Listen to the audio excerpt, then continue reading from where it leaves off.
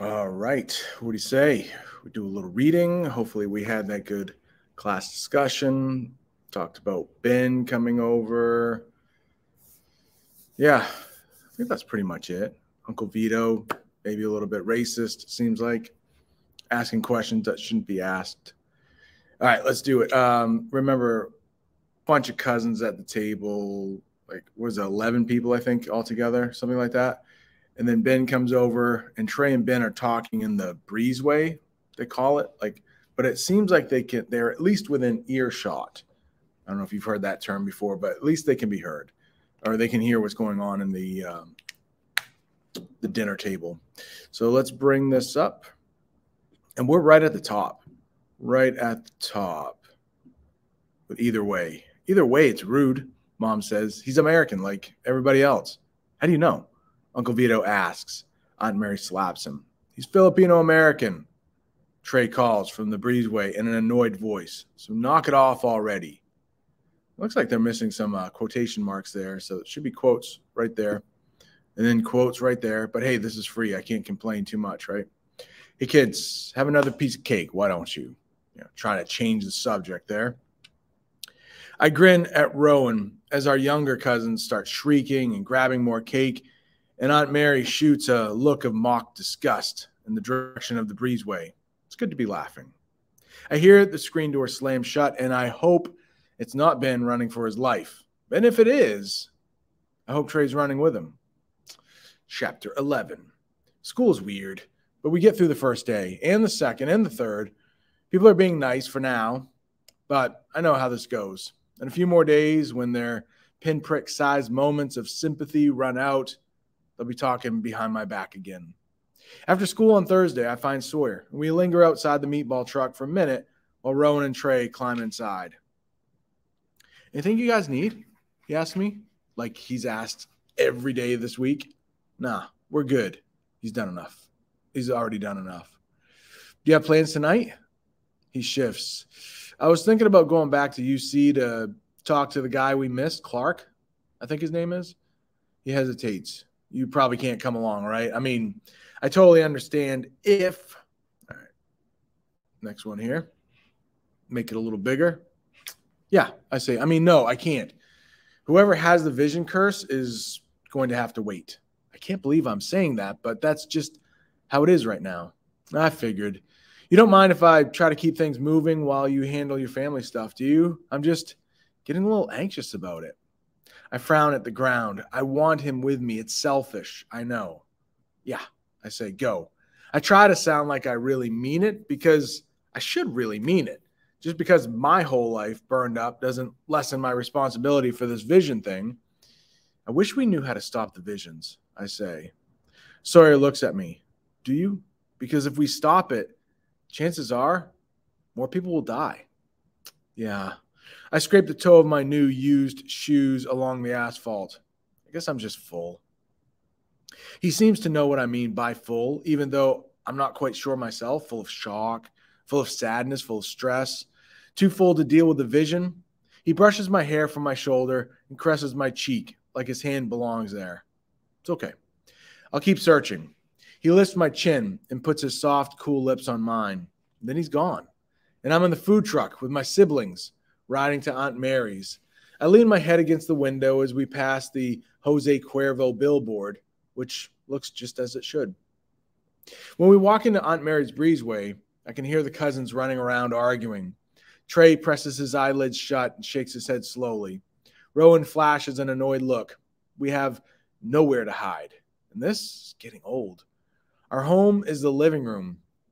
I try to be thankful for Aunt Mary and Uncle Vito for opening up their house to us and for keeping their kids mostly out of the living room so we can feel like we have some place to call our own, but it's hard. We venture up the 2 steps into the main part of the house and around the corner into the kitchen and see a stranger sitting at the table with Mom and Dad. Mom's lips are pressed together so firmly that they're gray, and Dad is staring straight ahead, a vacant look in his eyes. It's frightening. Anybody want to guess as to what that might be? I can pause it here. Pause it here. I don't know what was flashing on the screen before there, but Any thoughts on what that person is at the table? Could be something about the fire investigation, maybe insurance, maybe talked about those things. All right, let's get rid of that big ad right there. All right, right here. What happened? Trey asks them above the noise of the cousins. Mom snaps her chin towards us. She looks straight through us and shakes her head ever so slightly. Dad doesn't blink. I stare, and then I grab Trey and Rowan by the elbows and push them towards the living room. What the hell? Trey mutters. No idea, I say. Look bad, Rowan says. Later, when we're trying to do our homework, I look out the window and see Dad driving off in the delivery car. Mom comes into the living room, fists clenched like she's going to lose it. She looks at us, and we look at her, and she says, they believe the fire began upstairs, not in the restaurant. My eyes widen. Nobody says anything, waiting for Mom to continue. She does. Her voice is low. Looks like it started from a worn extension cord in the living room next to some of Dad's stuff, hoarding. My heart leaps into my throat. With all the hordes of newspapers and books and recipes, she continues, her voice straining, well, there's no chance of saving anything. I drop my homework and stand up. Trey and Rowan right behind me, and we wrap our arms around our mom. Her tears fall now, and a groan from deep inside her chokes its way out in a coughing sob like I've never heard before. I glance at Trey, and his eyes are as scared as I think mine must be. Mom cries for a minute, then she sniffs and wipes her eyes with her sleeve and tries to laugh, embarrassed for losing it in front of us, I guess. I mean, this is like the first time we've seen this kind of emotion from the mom, right? I think, unless anybody remembers another time. We're sorry, Mom, Rowan says. He just feels terrible. Mom's laugh disappears. She shakes her head. He walked out in a daze. I don't know where he's going. She lets out a shuddering breath and runs her index fingers under her eyes, absently checking for mascara smudges. And for a split second, in her vulnerability, she reminds me of Rowan. Do you want me to go find him? Trey asks. Mom nods. Her voice cracks when she says, I don't know what he'll do.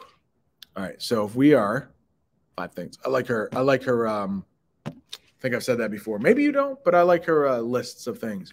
So if history is any indication, right? That's why we study history. We try to learn from it. But if history is any indication, family history says that the grandfather, was at least susceptible to taking his own life. Hopefully, I mean, parents are not exactly like their children and vice versa. But, I mean, definitely Trey should probably go like, hey, where the heck is he? They didn't say that they would withhold the insurance. Seems like that extension cord, while, probably not ideal, it's probably more like an accident, or at least you could blame the company who made the extension cord for being faulty. But it doesn't help that that place was stacked with papers and stuff, just waiting for a fire. All right. I almost forgot to get rid of my face. There we go. 5 things I want to say right now. 1, he's a blank. I don't even know if I could say that. It's not a horrible word, but whatever.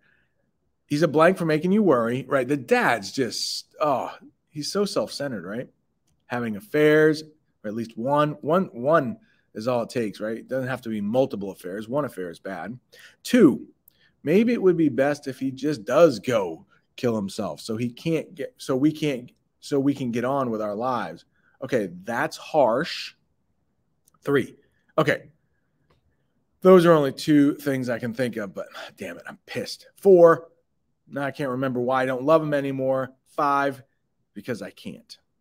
Okay, number 2, ouch. That is rough. That's rough. 12, Rowan stays with Mom and I go with Trey to find Dad. Back home, you think?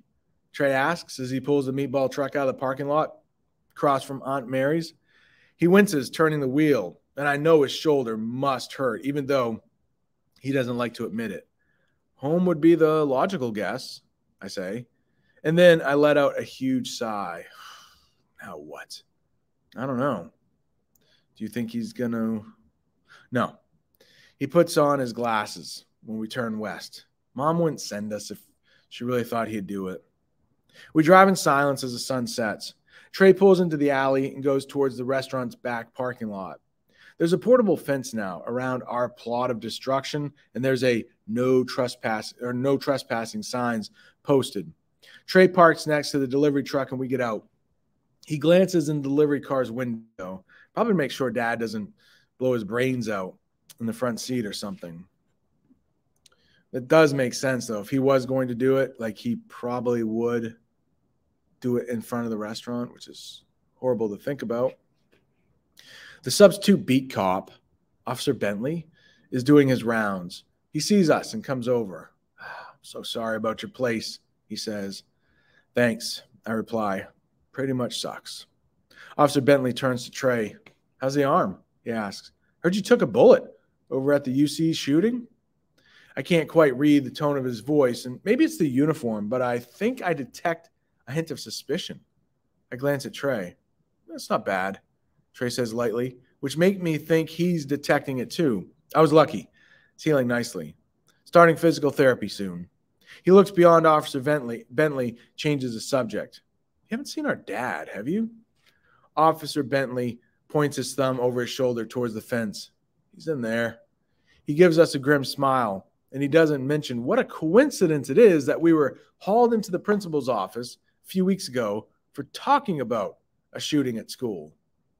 "Thanks," Trey and I say together. Oh, that's right. Officer Bentley was at the school, and he remembered them, and he said, "Hey, aren't you the guys that stopped that plow truck thing?" Officer Bentley hesitates, eyeing us. Then he nods briskly and smiles. "Take care, kids. Stay out of trouble. We've seen your names in the paper more than enough lately." "Yes, sir," I say. We'd really like things to calm down, too. He smiles and continues walking. When he's out of earshot, I muttered, "I was worried he was going to ask you a few more questions." "Me too," Trey says. "We need to stop getting hurt and be invisible." "You're telling me." Now, I didn't think their names were in the paper. Yeah. So maybe we could talk about that for a second. It's possible. I'm just trying to give the author a little credit here, how this is possible. It is possible that they didn't get their names in the paper, so not a lot of people would know it. But since he's in law enforcement, he probably hears way more than's actually made public. So he might have heard their names kind of in connection with the shooting, but it was never made public. But maybe a guy to keep an eye on. He might be doing a little digging, interesting. Maybe that's why he's at the fire. Hey, he's the beat cop or whatever. Some big cities will have police officers assigned to a block or something. We don't have them in Lewis and Auburn. I don't think our city's big enough, but just the beat, walking the beat. They might not have a car, but they try to get to know everybody in the neighborhood, things like that. Try to prevent crime before it happens. All right, but it is possible that he did not read their names in the paper. He only heard about it through gossip that the police officers talk about. Trey and I walk over to the opening in the fence and look through it, and there's Dad on his haunches next to a long, slanted hunk of whatever the roof was made of. Delicately, he picks up a nearly unrecognizable scorched book and wipes the ash from it, straining to see it in the dying light. And then he sets the book on a pile of other books and pokes through a layer of ash, picking up something else, something small. He wipes it off and holds it up to the last weak rays of sun, and it glints silver. "It's a thimble from a Monopoly game," Trey says softly. Dear God. Dad slips the thimble in his pocket. My stomach hurts. I look at Trey. He looks at me. We drop our eyes and walk away. Later, after we debrief Mom and everybody else is either in bed or sleeping bag on the floor, I find her again in the dimly lit dining room, sitting at the table, holding a cup of hot chocolate, staring out the window in the darkness. I pull out a chair. She turns at the noise and smiles at me. "You feeling okay, sweetie?" she asks. So yeah, so she's always worried about other people, which is good. But I mean, she can only take so much, I'm sure. Yeah, I just wanted to see how you were doing. She puts her warm hand on mine and squeezes. I'm fine. It's just a house. It's just a business. Replaceable things. I nod and contemplate that for a long moment. Waiting up for Dad? Yep.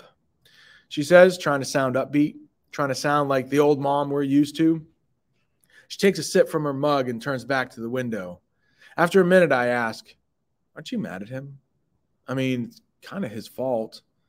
The words aren't coming out right, so I stop talking. For a moment, I think Mom doesn't hear me. But finally, she turns again to smile at me. And then she nods, yes, Julia.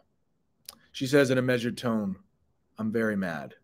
I'm mad that your father won't get help. I'm mad that I can't make him. I'm mad that he can't see. She trails off. Maybe it's the darkness. Maybe it's the circumstances. Maybe it's because I'm 17 now. I'm not sure.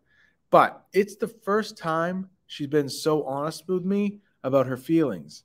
I think it's the first time she's treated me like an adult rather than protecting me because I'm her kid. Maybe he'll get help now, I say. But knowing what I know about the DeMarco curse, I don't really believe it. He's been in the hospital before for his mental illness, and he won't go near anyone who could put him there again. I don't think my mom believes it either. Just then my phone vibrates. I frown and look at it. It's a text message from a number I don't recognize. When I open the message, does anybody want to guess where would that number be coming from? We might know. I'll pause. Maybe you know. We should stop right there, right? Some people are like, who cares? Some people are like, wait, we got to know. We got to know. Who is that? I think we'll know. I think we'll know right here. So she doesn't recognize a number. There. When I open the message, I almost dropped the phone. It reads, I want to talk about the vision thing. 13. That's probably a good place to stop. And for us to guess, I mean, and I'm sure somebody has said it, but it's probably Tori, right?